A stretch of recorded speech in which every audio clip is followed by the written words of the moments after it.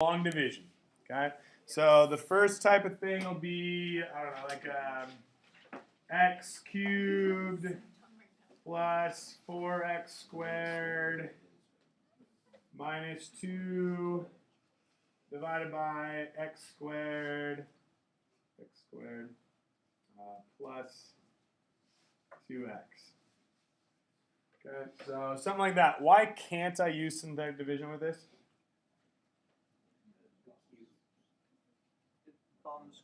Because the denominator, what I'm dividing by, is not a linear function. So the only time synthetic division works, which is nice and quick and easy, is only if this bottom is a linear divisor. So in this case, I have to use long division, which I've strategically done for the 2 questions. Actually, yeah, I did that for one of them. You guys may be able to use synthetic division for the other one. So you could use long division for anything, but you have to use long division for any time it's a non-linear. So when you set this up, you got your x squared plus the 2x plus 0. We're going to have those 0 holders in there for us. We're going to divide that into our x cubed plus 4x squared plus 0x minus 2. Okay. And then what you're trying to look at is how many times is my lead term there, the x squared, how many does that go into the lead term here? So x squared will go into x cubed x amount of times. Okay. And then you take that value and you want to multiply it by that divisor so we can kind of see what's still remaining for us to work with. So this is an x cubed. This is plus 2x squared. And this is plus 0x. Okay. And then you need to subtract this entire line. So x cubed minus x cubed gives us 0. 4x squared minus 2 is going to give us positive 2x squared. And then 0 and 0 gives us 0 still. We'll bring down that next term, so we have this minus 2 at the end. Now we'll repeat this step. Take the lead term. How many times does it go into this new lead term? So x squared into 2x squared is a positive 2. And then we can take that positive 2 and figure out what's left over. So we'll multiply it by that. So we end up with 2x squared. 2x squared plus 4x plus 0. And then we'll subtract this line and we'll figure out what our remainder is. So 0, here we'll have a negative 4x minus 2. And this is our remainder. So I'm going to ask you to give your answer in some form that'll clearly state what the quotient and remainder are.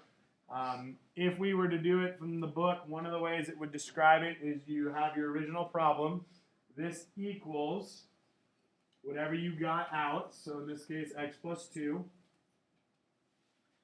plus our remainder, which our remainder is negative 4x minus 2, and this is still divided by our x squared plus 2x, because that's the remainder piece. So this would be one way you could give your answer.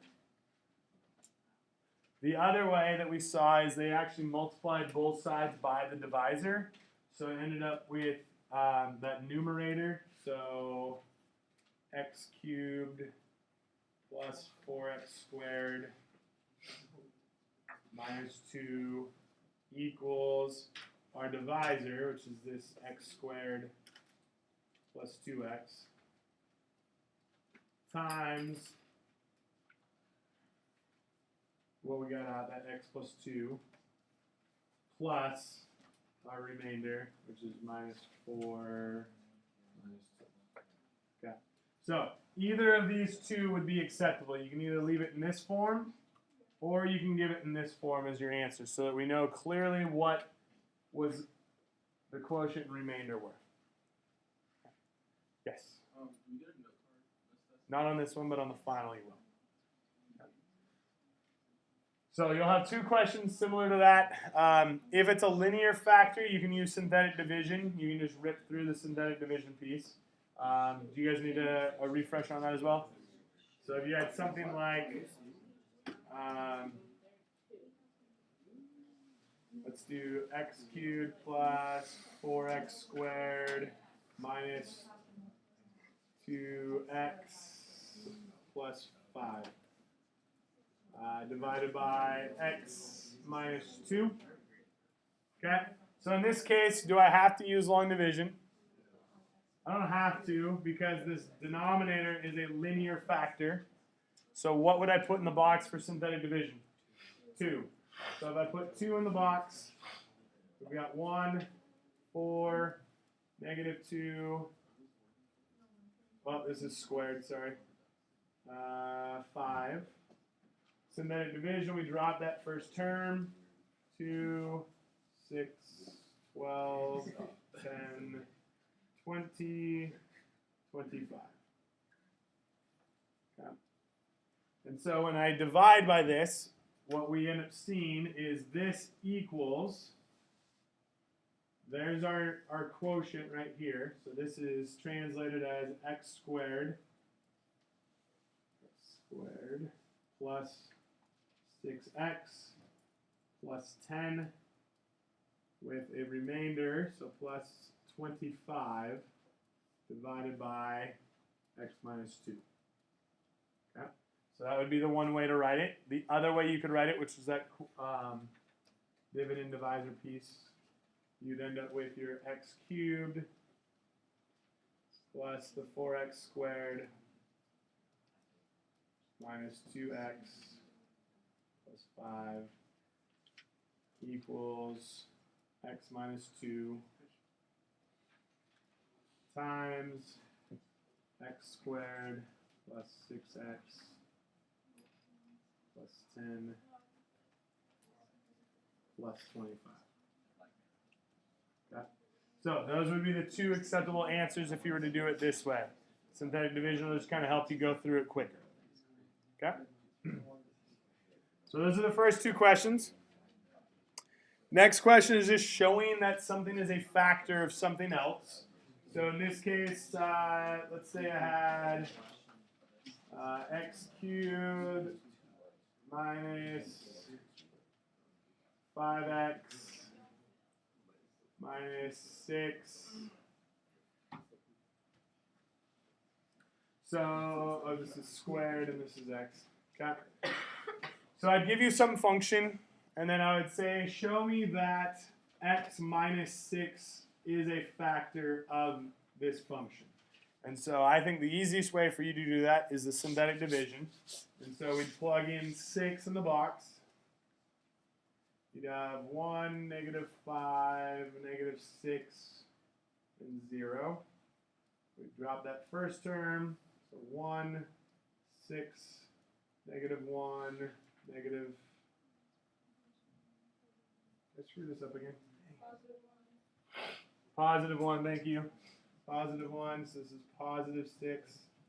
So this ends up being 0, 0, 0. Excellent. Okay, so you would show that the remainder is 0. That shows us that it is a factor. That's part of that remainder theorem. So you're good to go. Perfect. Okay. So there'll be one like that. There'll be another one. Did you need that back?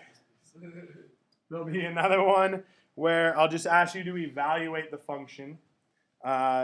Most of you are going to say just plug it in for x. I'm going to remind you that you can also do it with synthetic division. So if you had something like 2x to the 5th plus 4x cubed minus 2x squared minus 12.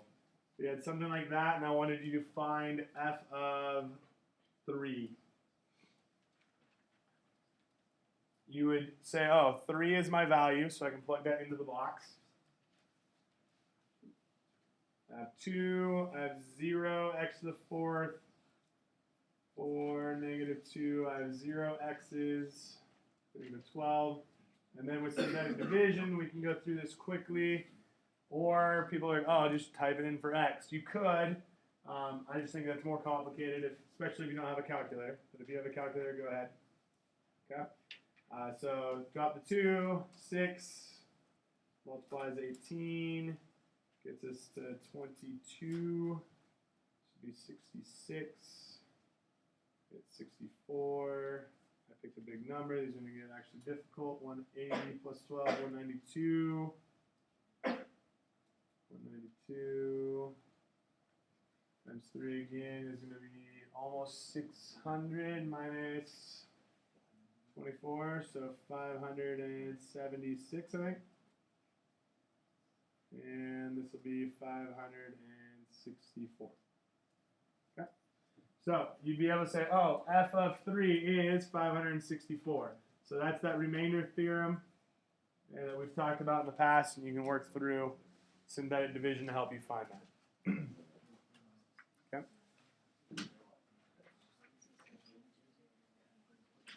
Casey, you have a question still? No, I got it. Okay. All right. So there's the first 4 questions. Next one, I'm going to give you a polynomial. So let's say I give you some f of x that is like, I don't know, let's call it 4x cubed minus 2x squared plus 15x minus 12. I would ask you 2 questions off of this. One will be list all possible rational zeros.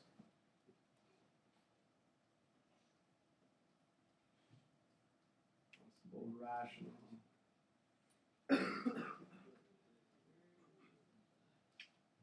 zeros. And then I will also ask you, using Descartes' rule, to give number of real positive zeros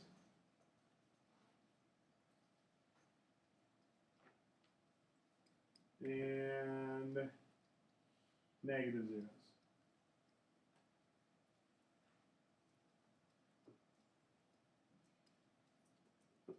Okay.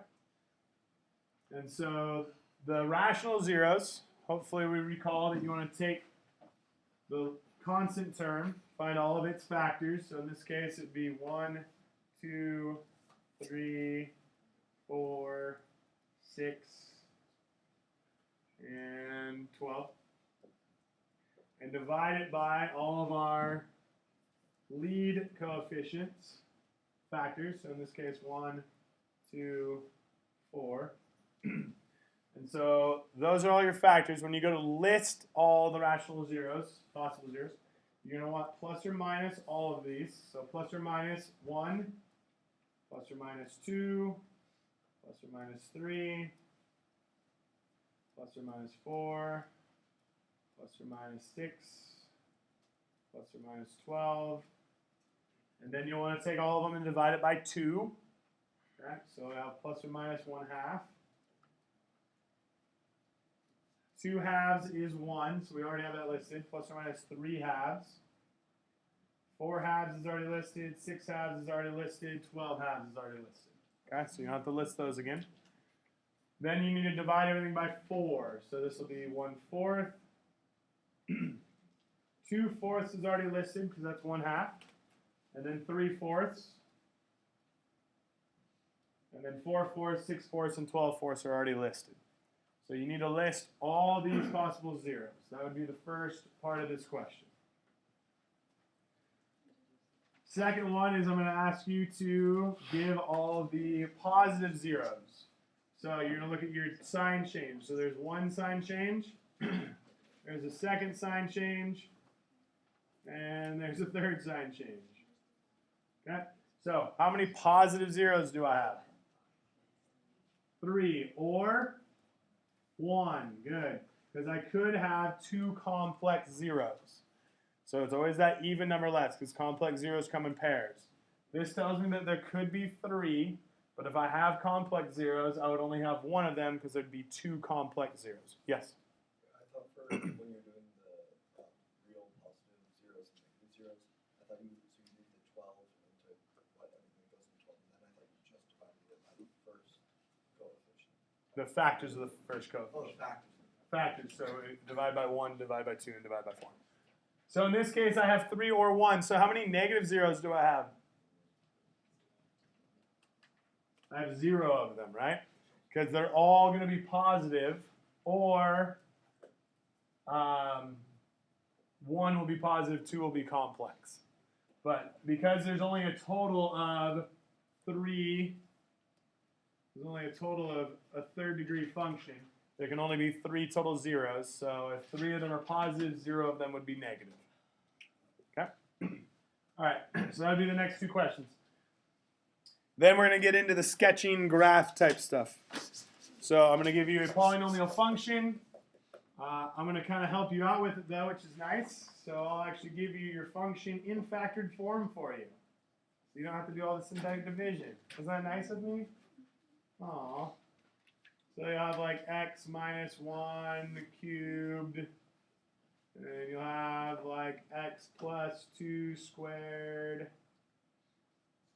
And you'll have like x minus 4. Or x, yeah, minus 4. Okay. So you'll have stuff like that. And then you'll just set the graph from there. So hopefully you can recognize where your x-intercepts are at. X-intercept is at 1 with multiplicity of 3. Okay, x is at negative 2 with multiplicity of 2. And at 4 with multiplicity of 1. Okay, so this should tell us how it's going to behave at all these spots. And so 1, 2, 3, 1, 2, 3, 4.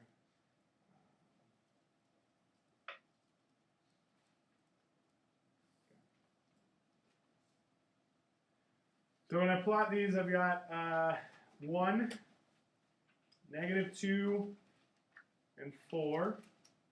Hopefully we're able to take a look at this and recognize it's a 6th degree function. Lead coefficient is positive, so our end behavior is up and up. Okay, so I know I'm going to start somewhere here in the up. I know I'm going to end somewhere here in the up. This has multiplicity of 3, so am I going through it or bouncing? Through it with a little swiggle. So this is going to come down, get us a little bit of a bend to it, and then continue. You hopefully can also find your y-intercept. How do we find y-intercept? Plug in 0 for your x, so that should be 0, 0, 0. So we'll have negative 1 times 4 times negative 4, which is negative 16. So this is going to come down here. So we'll come down, we'll touch through that. Oh, did I screw something up? I screwed something up. Repeat, sorry. I screwed 2 things up, didn't I? What did I screw up? The graph. But why was the graph screwed up? Because I swiggled through my negative 2, which is not what we were looking at. Okay, so let's look at the correct x-intercept. So at x equals negative 2, what should we do? We're going to bounce. Okay? And then why was my y-intercept incorrect also? Guys, this is negative 1 times negative 4, which is positive. So this is actually up at positive 16. 2, 4, 6, 8, 10, 12, 14, 16. So actually up here. Okay, so this is going to bounce. And then what do we do at negative 1, or at positive 1, x equals positive 1? Now we do our swiggle. Okay, so we'll get that little bend to it. And then we'll come back at 4, and what are we doing at 4? Going straight through it. So that's roughly a sketch that we should be able to see off of it. Okay, yes, Kate? Does it matter how far you go down between points 1 and 4? For the sketch questions, no. There will be one question on the back that we'll talk about in a second that yes, I'm going to actually want you to list a couple quarter points. Rochelle. plugged in 0 for x. So negative 1 cubed times 2 squared times negative 4 gives us positive 16. Yes, Caitlin? How did you find the up? Because I have 3, 2, and 1, so it's a 6th degree function, so it's even. And it has positive lead coefficients, so it's up behavior. So when would it be like down, or? Down would be a even degree, but a negative coefficient. So it flips the whole thing. All right, here comes the one that you guys will probably think is tricky and what we've been struggling with the last couple days. I'll give you a rational equation.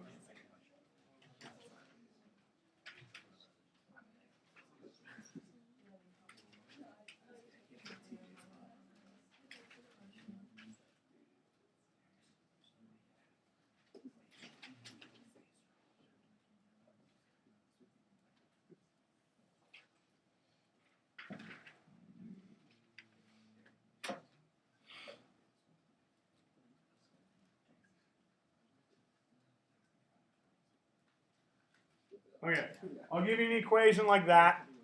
I think on the test, the top won't be factored yet, but it will be easily factorable, so you'll be able to get to that point.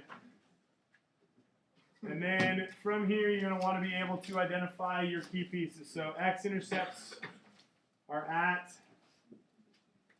0, 4, and negative 2. To find the x-intercepts, all we're doing is looking at the zeros of the top, or we plugged in 0 for y, just like we always would.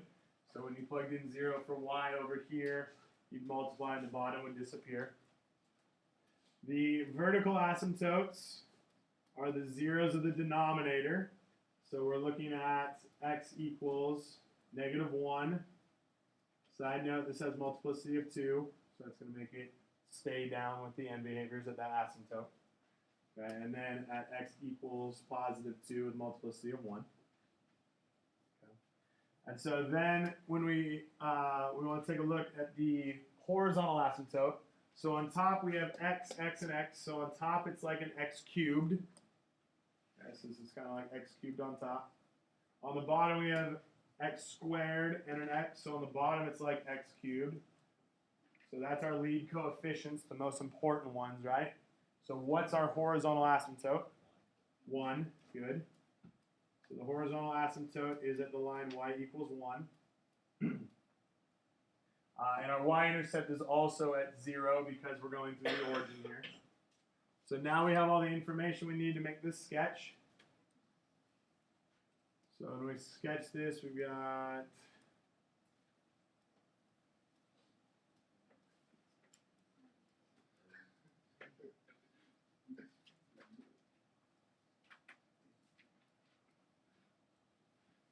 so let's do vertical asymptotes at negative 1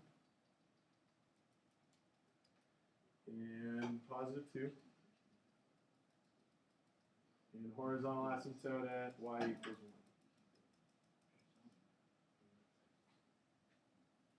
All right, so now we have those 6 kind of quadrants going. Let's plot the points that we know exist. We know 0, 0 exists. We know that 4, 0 exists. 1, 2, 3, 4. And we know that negative 2, 0 exists. Okay. So based on this, where do you think we should start? Bottom left sounds like a good spot we could go because I know that point exists. So bottom left, I know that this is roughly what that curve will look like. So it has to go through that x-intercept. If we're moving across the other direction now, what's my multiplicity at this vertical asymptote of x equals negative 1? Even, good. So it's going to start at the exact same location, and then it's going to work up. Do you think this is going to go through the horizontal asymptote, and how can we find out? Hopefully instinctively you're like, yeah, it's probably going through there, because otherwise it would have bounced if we had multiplicity of 2 at the 0, or there was another x-intercept in there. But instinctively, hopefully we know it goes through there. Mathematically, you can check that by plugging in this y equals 1 and then solving for it. So this would be, you basically have this x cubed thing set equal to the x cubed thing. But for the sketch purposes, I'm okay with you not actually finding that point right now. Okay, just know that it goes through there. And then this has multiplicity of 1, so it's going to make it bounce down to here. And hopefully that makes sense anyways, because we know this coordinate point in that bottom right. So this is going to come up and through. And now we have a graph that looks kind of like that. Yes, Caleb? Why don't you use long division for the orthogonal? I could. Then you'd have to multiply this out, and you'd end up with x cubed divided by x cubed, and you'd end up with 1 plus some ugly remainder. So when you know just to do that? You can use long division anytime you want. Otherwise, for the most part, what you're going to see is if the top degree equals the bottom degree. Guys, focus for a bit. Okay, so if the top equals the bottom as far as degrees, you're just looking at those two and whether their coefficient is. So this would be 1 divided by 1 in this case. If the top is less than the bottom, we'll always approach 0 because the bottom gets bigger much faster. The one where you need to use that long division is with the slant asymptote, so when the top degree is bigger. So, all right. So then the very last question you have, that's the front page. Those are 8 questions. The back page is 1 question. Okay? I give you lots of room to work. Half the page is just there for you to do notes and synthetic division and trial and error and try to find stuff. But I will give you a 5th degree polynomial. So I am going to grab one from the book to use so I know it actually works. Probably page 3 something.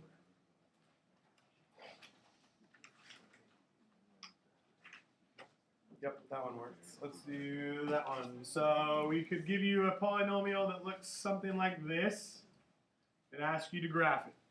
So x to the 5th minus 3x to the 4th plus 3x cubed minus 9x squared, it's a cubed,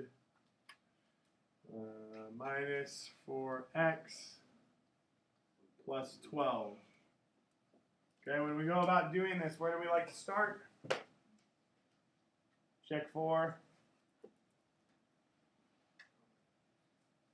What's the first one we like checking for as far as our synthetic division? 1. Good.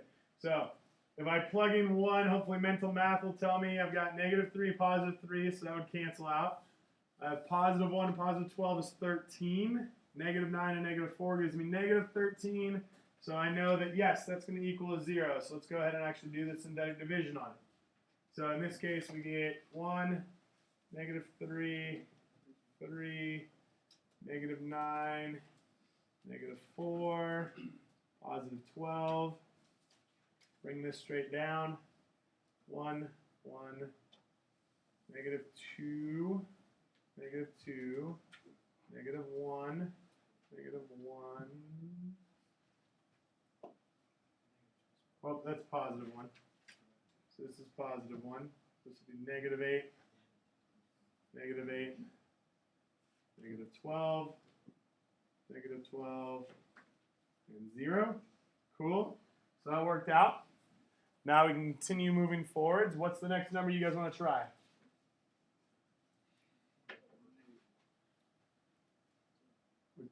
We could try -1. You guys want to try -1? Sure. So -1 would be 1, -2 is -1, +1 is 0, +8 minus 12. Yeah, that's not going to work. 3. I don't think it works. Does it work? Oh, it actually does work, doesn't it? You were right. I didn't alternate my signs all the way. Let's try that one just for fun. Okay? Lucas is right. Yes. So 1, -1. This gives us a -3 then. This would be a +3, which gives us 4. I didn't do my mental math right. This would be -4, so -12 is +12, which Gives us 0. Cool. Good job, Lucas. Okay, we need to find one more now. What do you guys want to try? 3, because we already know it works, because we've done this in our homework, okay? So if we tried 2, we'd see that 2 doesn't work through. If we tried 3, 3 works out. So we're going to work through here. We'll see 1, 3, 0, 0, 4, 12, 0. Cool, so that one worked. Okay, and then we'll end up with the factors of x minus 1, x plus 1, and x minus 3. And that's going to be complex zeros. I'm sorry. I will not give you one on the test that has complex zeros. Okay, so those will give us complex zeros. Let's go ahead and graph this to the best of our ability. So you know that this thing has intercepts at 1 and negative 1 and 3. It's an odd degree, so it's going to go from down to up. So it's going to start somewhere down here. All those have multiplicity of 1. So it's going to go through, and then there's like this weird little bump thing that kind of happens, and I won't explain exactly why because I won't give it to you on the test, but that's kind of what happens when you're looking at the complex zeros. It's this weird bump thing that doesn't actually cross the axis. It just kind of switches around. So that's kind of what we end up with. I'll give you something that will factor out much nicer. It'll probably turn into something like this, where once you factored out, you've got like an x minus 2 squared and an x plus 4 and an x minus 5 squared. Oops, x minus 5 squared. So then when you want to graph this, you'd be like, okay, 5th degree function, it's going to be a down to up with intercepts at negative 4, 2, and 5. We'll start down here at negative 4. We're going to go through or bounce. Through. Y-intercept will be at some point that we'll have to solve for. In this case, it would be 25 times 4 is 100, times 4 more is 400. So it's somewhere up here at 400. Okay, and then at 2, are we going to bounce or go through? Bounce. And then at 5, are we bouncing or going through? Bouncing. Okay. And so on the test, I'll also ask you, going back to Casey's point, I'll ask you to find a point in the middle to help round out the curve. So I'd ask you to plug in something like negative 1. And so when you plug in negative 1, you get 3 squared is 9. Negative 1 is 3. Negative 1 would be negative 6 squared is 36. So whatever that number is, 27 times 36, it's a really big number up here. So you'd end up with negative 1 comma whatever 27 times 36 is. Okay, does that make sense? So just plug in the point. And then same idea here to round out this curve, I'd plug in either 3 or 4. And so when you plug that value in, you'd end up with 3 comma whatever it is. 1 times 7 times 4, so 28. Okay. So you'd be able to round out the curve that way. So this is what the test will look like. This is what you'll expect it of. Good luck.